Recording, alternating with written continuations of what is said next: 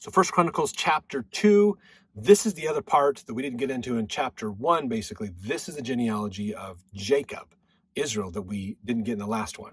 So these are the descendants of Israel that come in. So they talk about here at the beginning, basically the first two lines are the 12 sons of Israel. For the most part, they're basically. So now verse 3, the sons of Judah. So now we're getting into the lineage of Judah.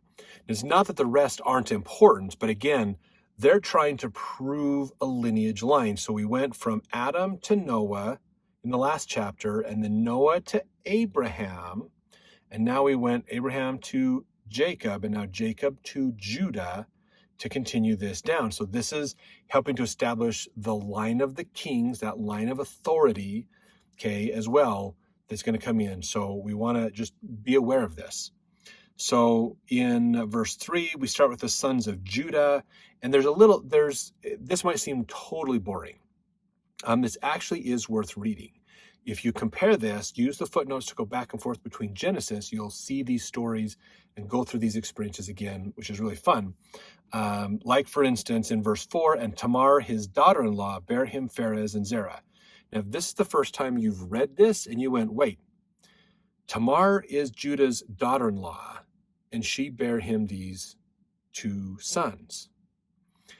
Is that implying that Terah, because she's the daughter-in-law, that those sons are sons up to, she had her sons, which would be the grandsons of Judah, but are they really his grandsons, or are they his sons? Do we take this to see more metaphorically they're his sons because they're part of his household, or do we take this literally that they are his sons?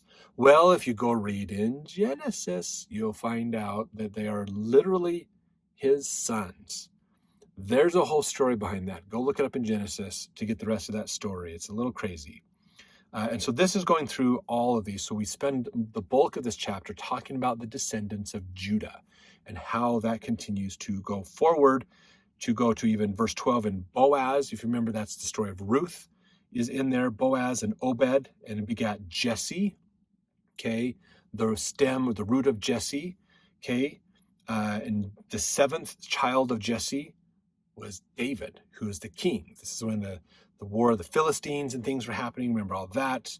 As we get into 1st and 2nd Samuel, that starts to happen. So then there's David, who comes in here as well. And so they're continuing to talk about these to show that connection. So now we've gone from Adam all the way up to King David through Noah and Abraham and Jacob and Judah to David, basically, to establish that connection. So there are, like I said, there are some little tidbits, little interesting pieces of information here. They're kind of fun to look at.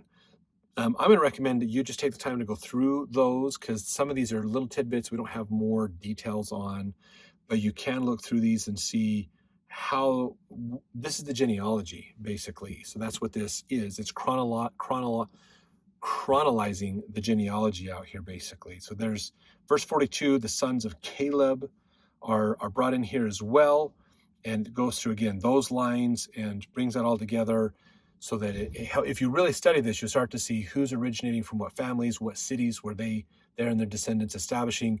It was common back then that the city was established by the patriarch, was named after the patriarch or something like that around that city.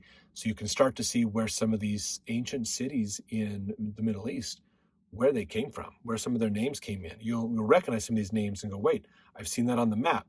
Oh, that must be where they settled and that's what they did. Oh, okay, that's kind of cool. So let's jump into chapter 3, we're already in chapter 2, to learn more, because now we've gotten to David. Let's continue on in this lineage.